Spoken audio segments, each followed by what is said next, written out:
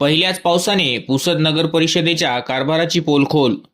स्वच्छ आणि स्मार्ट शहराच्या दाव्यांवर प्रश्नचिन्ह.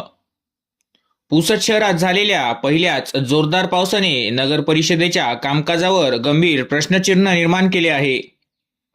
स्वच्छ, सुंदर आणि स्मार्ट शहराचे आश्वासन देणाऱ्या नगर प्रशासन व नगराध्यक्षा यांच्या दाव्यांची वास्तव परिस्थितीने पोलखोल केली आहे.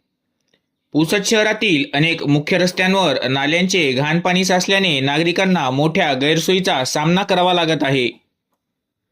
पुसद शहरात मान्सूनच्या पहिल्याच पावसाने नगर परिषदेच्या पूर्वतयारीतील त्रुटी समोर आणल्या आहेत.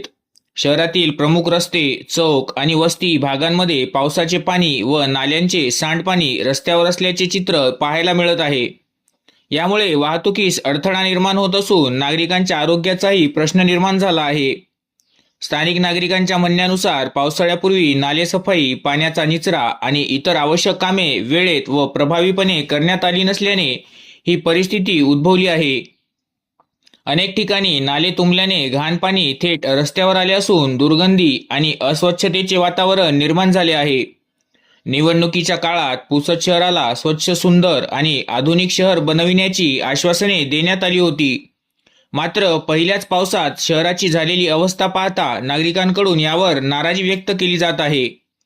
स्मार्ट सिटी आणि स्वच्छ शहर हे दावे केवळ कागदोपत्रीच राहिले आहेत का, असा सवाल नागरिक उपस्थित करत आहेत.